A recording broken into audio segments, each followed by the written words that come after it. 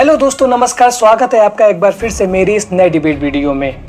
Jail से छूटने के बाद बिहार के फेमस यूट्यूबर मनीष कश्यप ने बीजेपी ज्वाइन कर लिया है। आइए पहले देखते हैं कि उन्होंने बीजेपी ज्वाइन करने के बाद क्या कहा। बिहार को मजबूत करना है। बिहार में जो लालू परिवार जो बिहार को लूट के बर्बाद किया, खसोट लिया पूरे बिहार को, तो इसलिए जो है मैंने बीजेपी ज्वाइन किया। बीजेपी के साथ अब मिलकर जो है मैं बिहार को मजबूत करूंगा।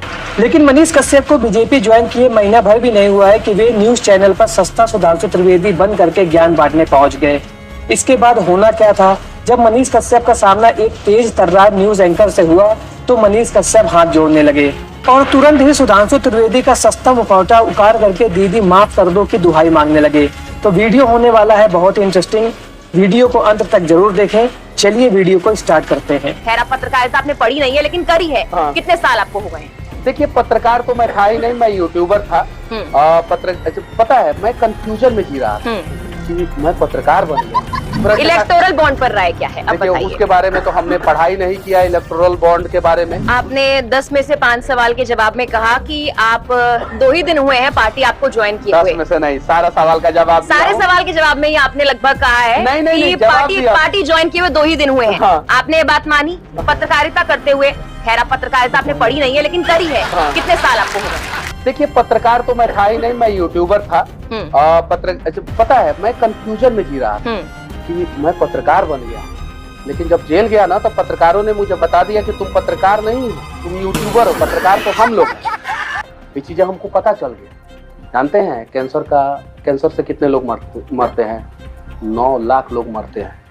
और पत्रकारों लोगों के पत्रकारिता में ये नहीं है कि कैंसर के खिलाफ बोले, का है कि अखबार में फ्रंट पेज पे उसी का ऐड आता है। उन लोगों ने मुझे बता दिया कि मनीष, तुम पत्रकार नहीं हो, तुम हम लोगों के साथ नहीं हो, हम लोगों की श्रेणी में नहीं हो, तुम अलग हो।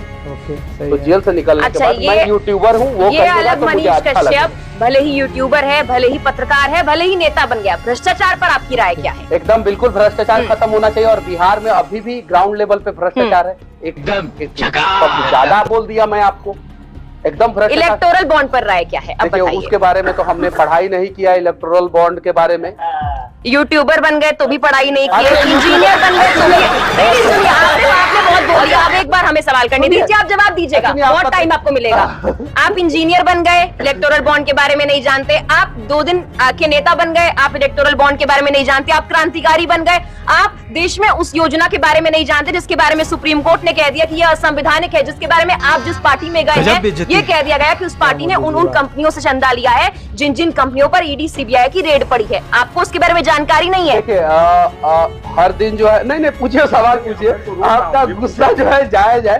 हर दिन जो है इस देश में अनेकों मुद्दा होता है, उसमें से कुछ मुद्दा ये अनेक मुद्दा नहीं है मनीष, ये अनेक मुद्दा नहीं है। ये वो एक मुद्दा है जो बहुत सारे लोगों की जिंदगी प्रभावित करता है। ये वो मुद्दा है जिस पर कोर्ट ने साफ तौर पर कहा कि ये असंवैधानिक है। ये मेरा गुस्सा नहीं है, ये उन सवालों के जवाब में जो आपने जवाब दिए, एक और जवाब है जो हर बार कह रहे हैं कि 2 दिन पार्टी ज्वाइन हुए हैं।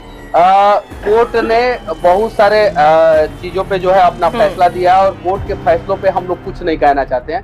बस इतना जानते हैं कि कोर्ट ने ही आपको बाहर निकालने का फैसला भी दिया होगा।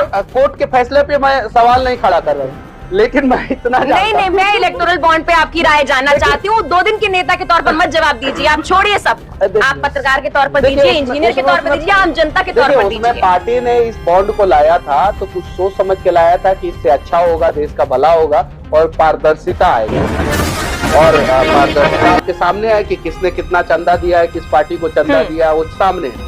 नहीं, लेकिन सामने तो है ना, कम से कम। देखिए, सामने तो है ना। मनीष, अभी आप क्या मानते हैं? एक सवाल मैं आपसे पूछना चाहता हूँ।